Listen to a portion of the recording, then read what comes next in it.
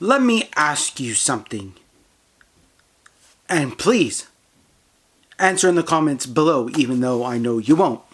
Because it's the first, 10 seconds of the video, and you guys don't answer. But what would you do if you found out you had a daughter, and she showed up at your house one day randomly, and you never knew you had one?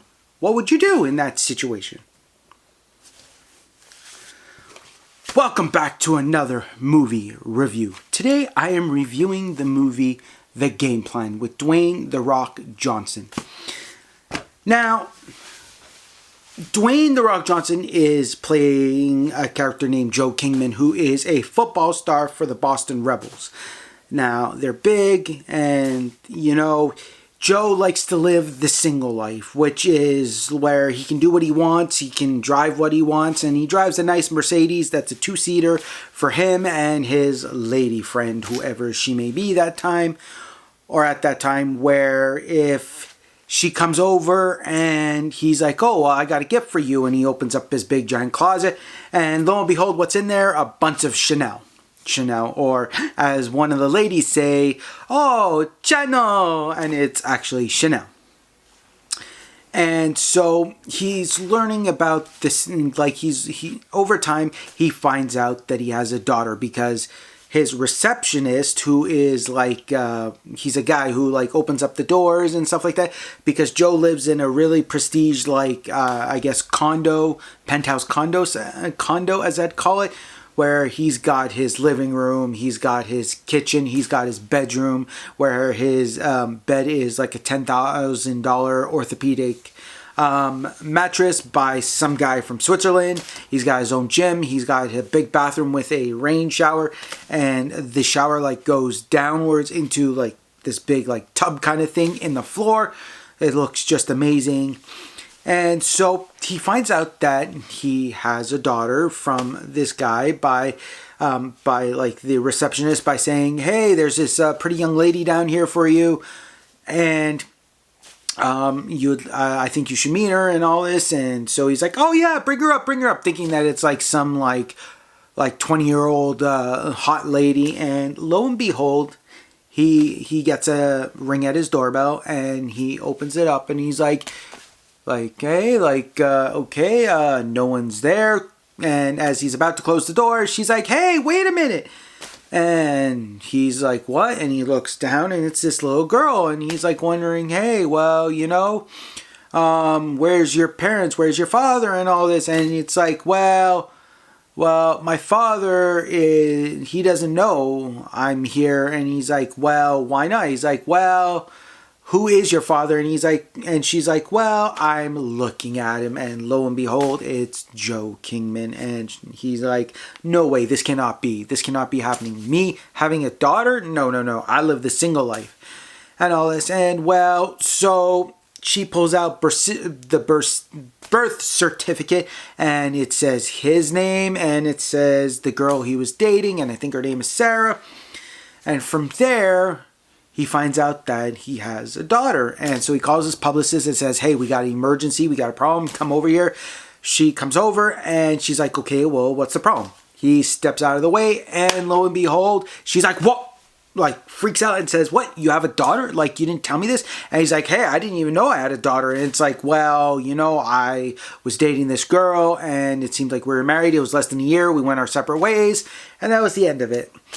And so he learns over time what it's like to be a father, because one of his players on his team is actually a father. He has a wife and kids, and so he knows what it's like to be a father. And so Joe is learning how to do all this, and he's learning what it's like to be a father, where he opens up a restaurant, and he literally he leaves the restaurant and starts driving off and singing My Girl. And he looks at his football helmet that's sitting in the front seat next to him in his 2-car-seater Mercedes. And he's wondering, My Girl, and all this. And then he's like, what? And he realizes, oh crap, Peyton. Well, he left Peyton at his restaurant, at a bar, 3 a.m. in the morning, and while she wakes up from sleeping on the couch. And so Joe is pissed, like, because this guy's like, oh, Joe, like, you're a bad father. And he's ready to, like, sucker punch this camera guy. And so it says bad dad and all this. And so he does a report on this of like what's going to happen, like what's he going to do about it. And lo and behold, he tries to cover his rear end, but he can't. So what happens is Peyton comes out and says, you know, like, well, he was kind of, I dropped myself over at his doorstep, so he didn't really get a heads up about it, but you know, he's trying the best he can, he's learning, and he's still the world's greatest dad. And so she's like, well, this is going to cost you a lot. And he's like, yeah, I kind of know it's going to cost me a lot, and stuff like that. And so lo and behold, Peyton wants to do ballet because her mother asks her, hey, how is the ballet school and all this? And she's like, well, my room is amazing. Like, it's freaking huge, the size of Joe Kingman's like closet, because that's what she's staring at. And that's bigger than my room here. I mean, it's like probably 2-3 times the size of my room that Joe Kingman's closet is. And so she's like, well, you know, also the food isn't so hot and everything. And I'm sorry if you see me touching my nose a lot. It's because my allergy meds only last like 12 hours. So they say 24, but they don't. So it's over the limit. So like it's over the time frame, and you're only supposed to take one every 24 hours. So my nose is very, very, very itchy.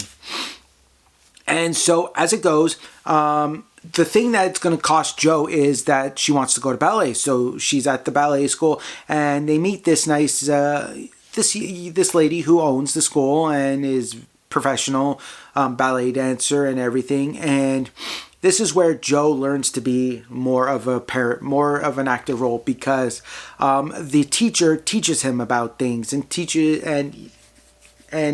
he teaches her about things, and they interact, and it looks like they're getting along very well and everything. And this is where Joe takes a more active role in being a parent by being a tree in the ballet performance, where he's wearing tights and everything. And it's like, well, you got to be kidding me. I don't wear tights. I don't wear green tights at all. And well, lo and behold, he does. And you know, it's funny to see Dwayne "The Rock" Johnson in tights, because you're like, well, he would never wear tights. And this is where he learns, he learns to be a better father and everything. But also, this is where the mother, Sarah, comes into play and says, hey, like, you know, like I thought Peyton was at a ballet school, and all this time she was living with you and everything. And you know, she's like, well, I'm taking my daughter back and everything. And lo and behold, what happens is, over time, is that Peyton makes him cookies, and there's cinnamon in it. And not knowing that Joe's allergic to cinnamon, and he eats it, and he's like, hey, like, what's in this cookie? And he's like, and she's like, well, this, and this. And then it's like, well, is there cinnamon? And she's like, yeah, there's cinnamon. He's like, I'm allergic to cinnamon and all this and everything. And lo and behold, he survives it, of course, because his tongue just swells up a little bit, but he doesn't die. It's just a factor of, like, he won't die. But near the end of the movie, the thing that really strikes Joe is that Peyton is having a allergic reaction to something in the food, and it looks like she might die. And that's where the Sarah comes into play and says, hey, like, you know, how do you know about, like, Peyton and stuff like that.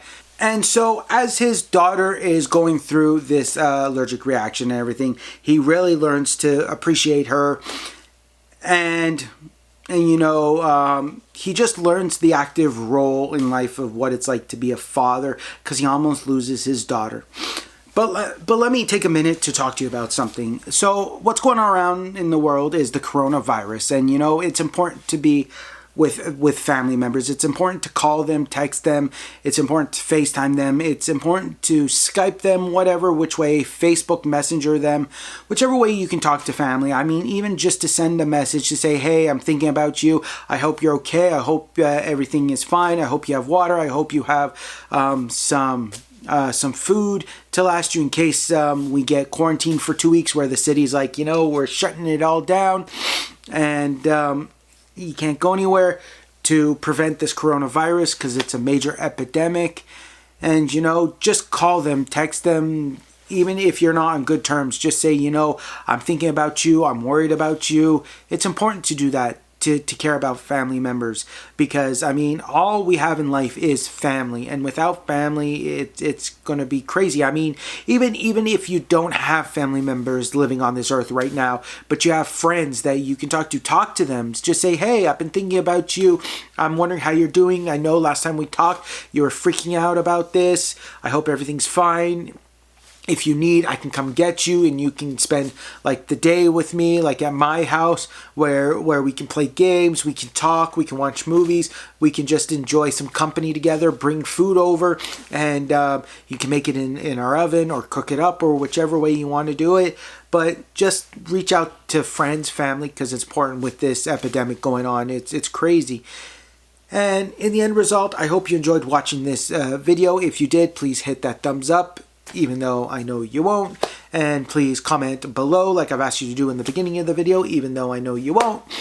And, prove me wrong, but unfortunately I know better than you guys, so that's how it is. But if you did enjoy this video, hit that thumbs up, comment below, and don't forget to subscribe to my channel if you haven't. And remember to share this with your friends, family, and all your social media.